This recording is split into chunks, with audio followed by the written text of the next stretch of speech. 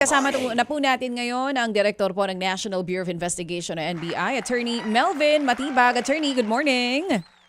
Good morning po, Didoy Chacha, at saka po kay ating pong Ted. Magandang umaga po sa inyo. Good morning, Attorney. Thank you po sa pagpayag sa panayam. Attorney, pag-usapan natin to, dalawang improvised explosive device o IED po, yun nakita kahapon. Yung isa, nandun po sa may malapit sa opisina ng DOJ sa Padre Faura, yun po yung sumabog. And then yung isa, nasa Senado. Ano na po ang initial findings nyo po dito sa dalawang IED na ito? Nung nagkaroon nga po ng report na gano'n, immediately nag-deploy po kami ng team from the NBI to investigate, to conduct the investigation. Yung po sa DOJ muna, dahil sumabog po, so ang ginawa po natin, kinolek po yung mga pieces of evidence ng forensics and it's being processed. Then yung team din, may team din po na nag-proceed dun sa may Senate to take pictures at nung tinitingnan po, it looks like na parehas po pero we have to have a final po na report from our the laboratory forensics po. Okay. So, wala pang final report doon po sa nandoon sa Senado? Hindi pa confirm na IED po ito? Paano po ba yun, Attorney? IED po, pero ang sabi ko pong kino-confirm DJ Chacha is from the same group po nang galing on the same individual. Oo, pero so yung, may persons of interest na po ba tayo na tinitignan dito sa dalawang IED incident na ito? So yun po, we're trying to track po, stitch po yung mga CCTV in the area na maaari po makapagturo kung sino po yung mga individual po na nag-iwan po ng explosives po. So may nakita na po ba tayo, if you can just share, Attorney, or sa ngayon wala pa? Later today po, I will be meeting with the team na nag-investigate po. So probably meron pong report sila na mabigay po sa atin. Ano po. May indication daw po ba kung yung pong IED na nakita both from DOJ and dun sa Senate ay ano po ba ito? Homemade? Professionally made? Paano po? Anong tinitignan natin dito? Well, it was made po by nung marunong po na gumawa ng mga IED, ano po, yung components. Sabi ko nga po, yung report is being stitched po or finalized by our the digital yung laboratory forensics po natin po. Oo. And Attorney, even yung possible connection nung pagsabog sa DOJ and sa Senate or yung nakita sa Senate ay hindi pa rin po malinaw. Tama po, no? Yun yung nabanggit nyo kanina. So we established po kasi yung make tsaka kung ano po yung maring po connection po nito para po finally masabi po natin. But of course, we have reason to believe na ito po ay magkarugtong po. Ano po? Gaano pa po katagal, Attorney, bago po natin malaman kung sino po mga nasa likod nitong pagsabog na ito? Well, I cannot give you the stock DJ Chacha, no, yung the time frame, but rest assured that we are trying to locate who are the responsible personalities. And of course, we are relying also on our human intel and mga officers intel namin. And of course, yung mga CCTV nga in the areas para finally magkaroon kami ng identification po. Sa Senado po and especially sa DOJ kung saan po talaga nagkaroon ng pagsabog, prior to the incident yesterday, nakatanggap daw po ba sila ng threat? Wala pong report po na ganun po. No po. Pero sa ngayon, sir, kayo po mismo, nakita nyo na yung mga nandoon sa CCTV? Wala po pong binibigay sa akin yung agent in case po. Sabi ko nga, they due to meet me this afternoon po. Okay, so sige po, kami po yung makikipag-ugnayan kung sakali man na meron ng latest info about this. Kasi nga sinasabi, partner, nitong si Attorney Melvin, hindi pa malinaw sa ngayon ang koneksyon nitong dalawang IED po na nakita dyan sa DOJ at sa Senado. Yun pong unang sumabog, Direktor, as in sumabog po siya, paano siya na-detonate? Sumabog po siya doon po sa DOJ po. So, may detonator po that is the report to me exactly noon. So, iniwan po doon sa may halabas ng DOJ kung saan po yung parang pinakang name tag ng DOJ. Then, sumabog po siya na iniwan. Yun naman po sa Senate, hindi po ito sumabog, nakuha po natin ito. Okay, naunawaan po namin yung pong inyo munang paglimita sa mga impormasyon kasi po ito'y iniimbestigahan na. So, puntahan po ako dito.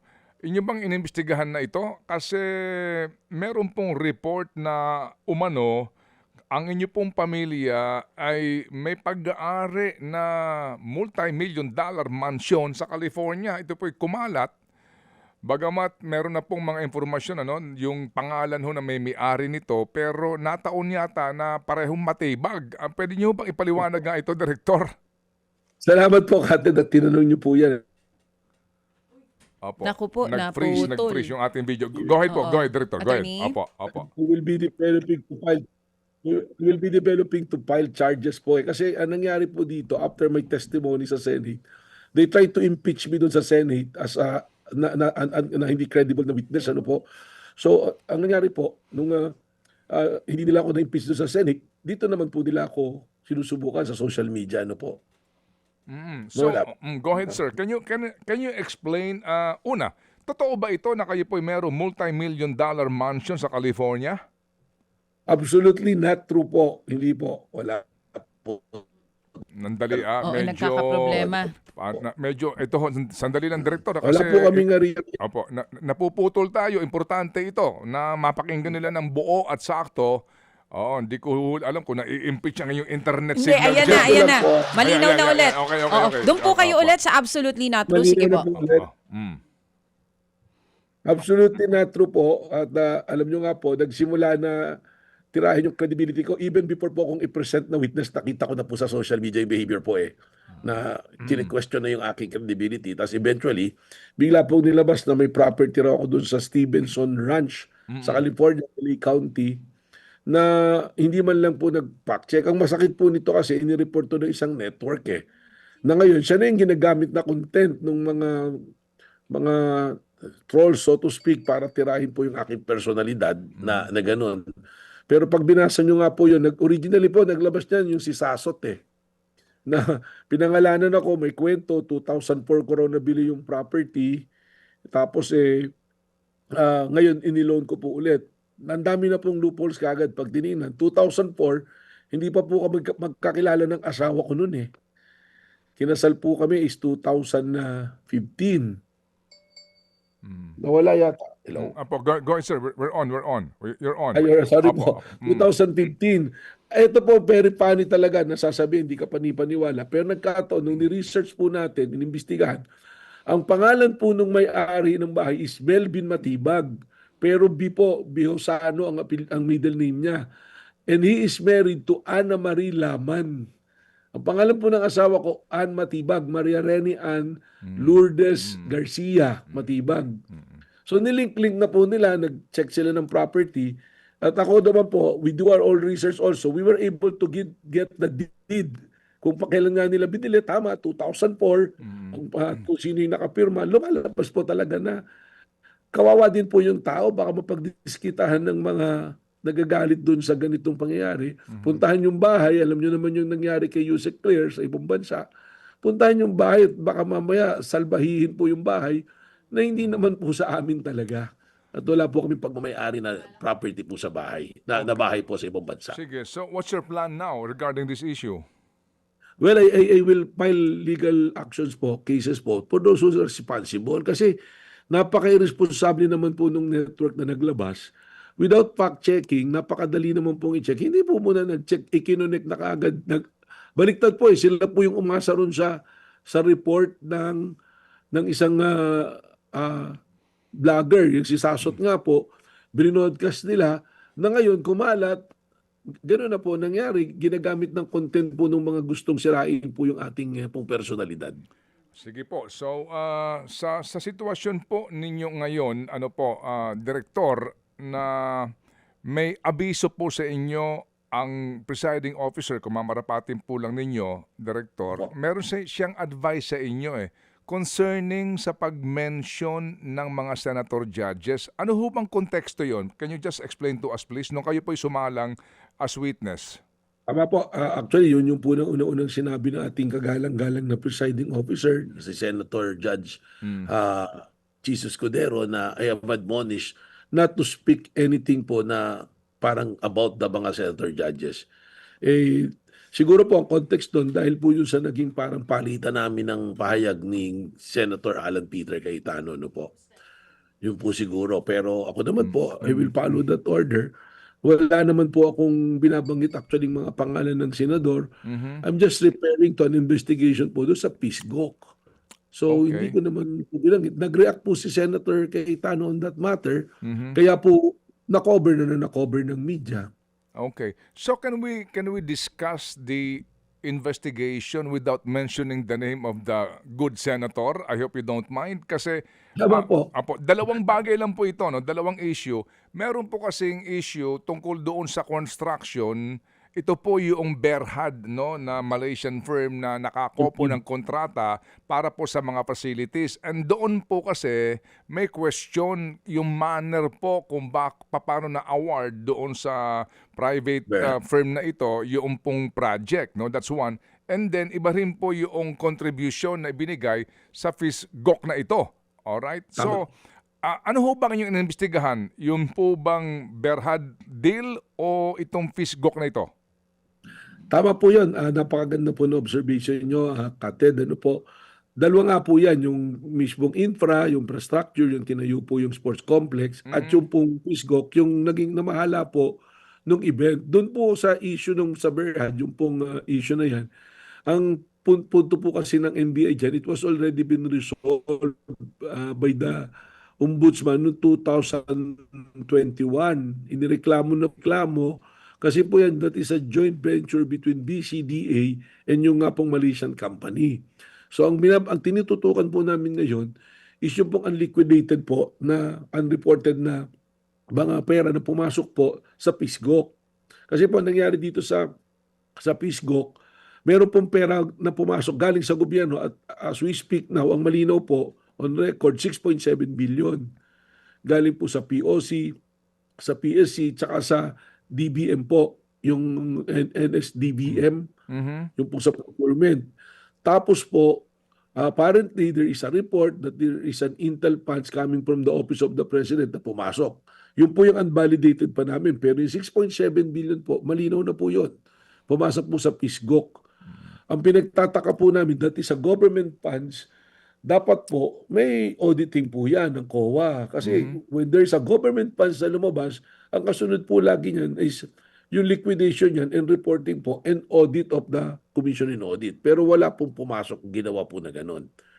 So, ano po to certain itong PISGOC, makikukumpara nyo po, foundation po to Kung maalala nyo po yung nangyari kay Janet Napoles, may parililisin po tayo nakikita rito na pinasok yung pera. Napakalaki pong pera. May mga donations pa pong pumasok dito. Yung binabanggit niyong liquidation na iyan, ano ho ba yan? Dapat dumaan din po sa COA audit ho ba yan? Paano po ang kanyang sinasabi yung liquidation? Tama po, kasi po government funds yan, dapat malinaw po kung saan ginamit at reported at audited po dapat ng Commission on Audit. As we speak now, meron pong mga official po ng PSC at POC rito ngayon sa opisina giving their statement kung ano yung nangyari po. Ano po? Okay, sir, balikan ko lang po yung Berhad contract. Parang ngayon iba po ang aking pagdinig sa inyong sinasabi na dahil nagdesisyon na ombudsman, titigil na po kayo because nung una po, wala pa yung FISGOC. Ang sabi nyo, may nung pumunta kayo doon sa Clark, meron kayo nakalap na mga bagong dokumento at ebidensya concerning the construction. Kasi ang punto po dito, nung nagreklamo sa ombudsman, that time, kasi nga pandemic, kulang sila. Ang dismissal po sinasabi dahil sa kulang sa ebidensya. Without prejudice nga, nabuhayin po yung kaso. And then dito ho kasi lumalabas nga na ang BCDA CEO at that time si Vince Dizon. So and then bagamat nagpapaliwanag siya pero again kung babalikan mo yung investigasyon nila Risa Ontiveros, Senator Pampilo Lacson during that time, may sinasabi na prima facie evidence din na mukhang disadvantageous yung kontrata kasi sa halip na maglabas ng pera yung Berhad, umutang lamang sa DBP na kung saan po inutang sa DBP tapos tayo pa rin po yung nagbayad. So definitely po may problema doon sa contract. Although that time si Vince Dizon po na ngayon DPW Secretary ang dating pinuno nun. Nangangahulugan ho ba na titigil na kayo sa investigasyon? Kasi ngayon baka pagdudahan kayo na dahil si Vince Dizon ang involved dito, hindi na ho kayo tutuloy. Hindi po. Actually, is kasama po yan doon sa liliwanagin natin kasi ano yung portion po talaga na nahati dyan. Kasi lumalabas po, tama po yung sinabi nyo, merong pera na inutang sa DBP, nakita po namin yan. Tapos ang ginawa po, nabayaran din kagad yun, na-escalate po yung payment. Yan po yung sinasabi natin na nagkaroon ng pondong inallocate po yung dating speaker nung panahon na yun, noong 2019. So kasama po sa tinitingnan natin, at katunayan, narinig niyo naman po, nagpahayag si Ombudsman Rimulya na bubuksan, sisilipin po. Ayun. Ang pangyayari lang po sa amin ngayon, ang aming pong tinututukan ng investigasyon, yung pong itong private foundation na ito na kumuha ng malaking pera. Pero hindi naman po natin tinatalikuran kung may kinakailangan po investigasyon, gagawin po. Ang pangyayari po, meron po kasing complainant talaga doon sa PISGOC na yun po yung tinuro. Pero tama po kayo, binanggit ko po yun, merong mga reklamo rin doon po sa tungkol po dyan sa MTD na yan, yung Malaysian company, which is a joint venture agreement ng BCDA po, tsaka po ng Malaysian company po. Doon po sa Fishcock, meron ka rin yung may reklamo. Sino ho kaya nagreklamo po o may reklamo hanggang ngayon? Ang nagreklamo po is a private citizen, based doon sa subpoena namin, a person named Jason Suarez po. Sino po siya? Kung mamarapatin po ninyo. Well, I think ano po siya, graduate ng law school. Pero right now po, pati po yung mga PISGOC ngayon, officers dati ng PSC tsaka POC, they're here to give a statement, pero more like, as we hear them, is complaint po Reklamo rin po ang pumapasok po. Sige, gaano katagal ito ang inyo pong pag-establish po kung ito ho ba talaga meron pong probable cause? Siguro po matagal na rito ang isang buwan, Kated, kasi may paper trail po We are also looking at yung mga transaction with the help of MLC po. Okay. How do you cross that bridge? Kapag panahon na para kayo mag-subpoena o mag-invite, nanataon naman yung inyong iimbitahin, sinabihan kayo ng presiding officer na wag nyo nang babanggitin ng mga pangalan niya mga yan. Hindi nga po namin sinubpoena kasi nung tinignan po namin yung dokumento, Kated, wala po doon sa list ng mga board of trustees. But the investigation officers right now, kami po, we're just wondering na hindi ka pala member ng board, pero paano na chairman po. So, we'll avoid mentioning names as much as possible. Ang sabi ko lang nga po dito, Kated, hindi naman po maaari atang huminto yung amin din mandato dahil po doon sa mga ganyang konsiderasyon. Tsaka yung sinasabi po lagi na timing, ano po ibig sabihin ng timing? Well, will be the right timing to investigate something na mali. Hindi po ba kung meron ka ng hawak na ebidensya at dumating na sa iyo yung nagre-reklamo, lalo-lalo na po kung may nagre-reklamo, kailangan natin po sigurong silipin at imbestigahan po. Okay, sige po. Kami po yung antabay po dito po sa Paktakbo nga pag-usad ng inyong pong ginagawang investigasyon. Salamat po na marami sa inyong Direktor at mabuhay. Maraming salamat po, Kate, DJ Chat sa inyo pong lahat na nakikinig. Thank you. Thank you, Attorney NBI Director Melvin Matibag. Mga kapatid, patuloy po kayong tumutok sa 105.9 True FM para sa totoong balita, impormasyon, music and entertainment. Mag-subscribe sa aming YouTube channel at podcast at sundan nyo kami sa Facebook, Instagram, X at TikTok sa True Network PH. Bisitahin din po ang aming official website, truefm.ph. At panoorin din kami sa True TV Signal, Channel 19. Kami po ang 105.9 True FM. Laging true sa'yo, kapatid. Ito tayo sa totoo, tunay at tapat.